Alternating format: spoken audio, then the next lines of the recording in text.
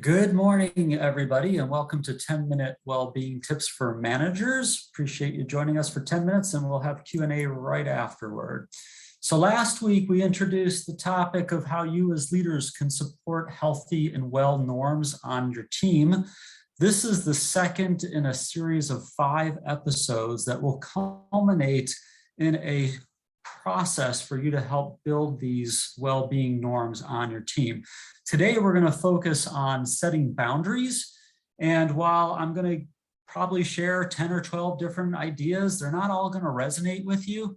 I'll do my best to fluctuate in the examples I give you, to respect that there are different shifts on this call. There are different types of workers represented on this call, but you may have to use your imagination a little bit to help it apply to your team. Now, many feel guilty about the idea of setting a boundary because it feels like we might be shutting people out. And some people, when they hear someone else has a boundary, they may feel like that person's being defensive. However, we want to appreciate that people with boundaries are better able to serve others. And Brené Brown touches on this idea in this book. Those who set boundaries are more compassionate of others, and they're more likely to view others with positive intent. They're more likely to give other people the benefit of the doubt. In other words, these are the people you want to hang out with. You want to hang out with people who set boundaries because they're better able to take care of themselves, and that in turn helps them be better able to take care of others. Boundaries go well beyond being nice to ourselves as well as being nice to others. We need our rest. We need to limit our stress levels. Work-related stress and lack of sleep contributes to our risk of cancer, heart disease, diabetes, and a whole host of other medical problems. Now, sleep and lower stress levels are not only important to you, but they're important to Johns Hopkins Medicine and to our patients. When we are well rested and less stressed, we're more likely to be sharp, focused, we'll have less accidents, we'll collaborate better. Essentially, we'll be nicer people to be around. Our perception of work prior to the pandemic was really skewed. And one of the statistics in this book related that more than half of Americans had gone to work sick at least one time. Hopefully that number went down. Now, if you like reading the newspaper to get bad news, then you'll want to read this book because there are plenty of other alarming statistics about how the workplace can negatively impact our health. Much of it is around boundaries. We all arrive at work in our own state of mind. Now, some of us might start in a great mood because tomorrow we start our vacation. And others may start the day in not such a great mood. Maybe they got stuck behind an accident, they got a ticket that day. Or maybe their mornings are generally stressful because of all the things that are happening at home. You're going to want to think about how your teams are starting their day in order to start the day on a good note. Now, for some of you who work on a team that has a shift, the start time is pretty clear. For others, the start of the day might have some flexibility, and you want to take into consideration when the first meeting is, because we don't want to unduly risk stressing someone out at the beginning of the day. Not the best way to start. For those of you who are on clinical teams, think about your huddles or think about your patient handoff process. Is there a way to bring a little well-being into those exchanges? Doesn't have to take long. A quick gratitude exercise or a quick appreciation exercise might be a good way to help with your mental health boundaries. Now, if you know where the phrase "you've got mail" comes from, please type it into the chat box. I can't see it now, so that's good because I don't want to get distracted anyway. It's also a test as to how old our group is.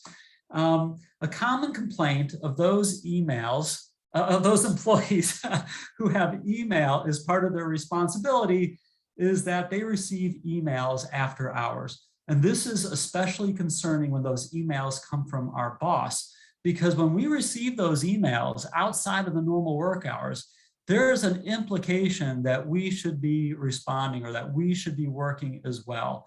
And it's really hard to separate our work from our life outside of work when we're receiving emails past a certain norm. And our friendly book, Dying for a Paycheck, shared that 81% of employees received or checked emails on the weekend. 55% said they logged in after 11 p.m. And obviously this is not a problem if you work night shift, but it is if you work day shift. And 59% said that they looked at email while on vacation. So this is a big problem. There's a few norms that you and your team could discuss, like not emailing after certain hours. If you're trying to create a norm of taking a lunch break, well, maybe that norm should extend into not sending emails between those hours, or those minutes, I should say, that you take lunch. And if you're on a clinical team, you may think about, we've talked about breaks before as session 8, but think about whether or not there's an opportunity for some cross coverage so people on clinical teams can look at their work email during the workday and not at home. Now, a bonus question before we move to the next slide. If you've seen the movie You've Got Mail, tell me the names of the 2 stars, one female and one male. All right, speaking of episode 8, why don't we take breaks? Is it because we feel guilty? Because we know that there's more we can do? Are we too busy? Are we short-staffed? We do know that sometimes there are shortages of vacancies, and we know that that's a challenge, and hopefully that's going to become an exception instead of a rule.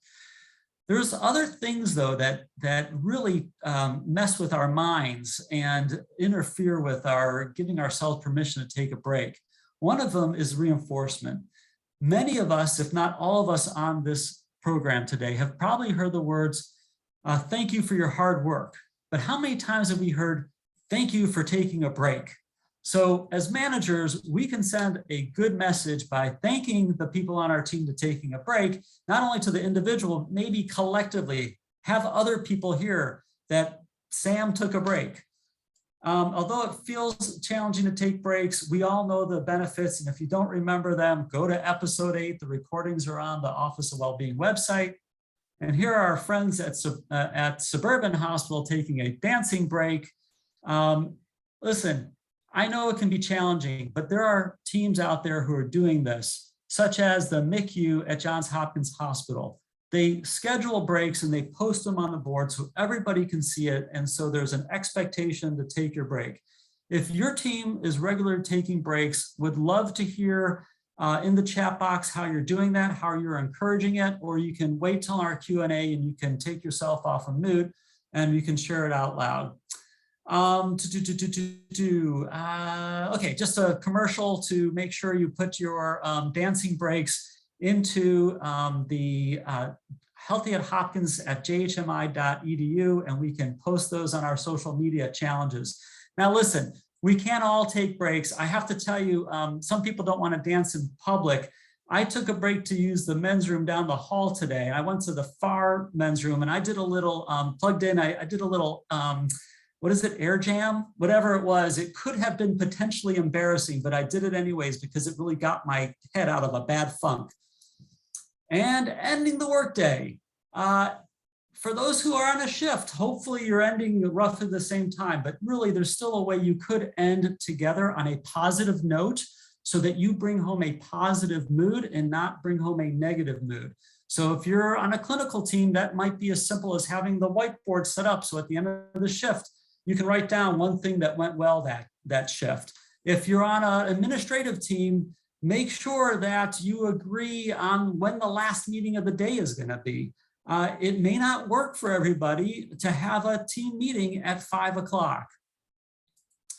Finally, we need not just physical boundaries and we also need psychological boundaries. So consider norms, including things like no behavior that contributes to a toxic work environment. More unfortunate news, 30% of employees who work during the week also put time in on the weekend, and that's not because they're getting paid overtime. And 1/3 of American employees do not use all of their vacation days. Now, most of us feel like there's way too much to do. We are busy, so much that we will never complete our work. So why are we killing ourselves trying? We need to learn not only how to enjoy our work, but also not to allow it to harm us and our coworkers. Think about some of the skills we've talked about before: gratitude, appreciation, mindfulness, and think about how you can bring that into your day so you can have that as a mental health boundary. Finally, our tips. I think I'm over time, so I'm a little bit nervous because I'm running late. That doesn't happen usually. Listen, we have 3 more weeks in this series, so don't necessarily run and start this yet with your team, but start to formulate some ideas. And for yourself, you might have a red line. I know I have my own red lines for what I will not, compromise on my boundaries. So there's our commercial for our other resources, and time for questions and answers.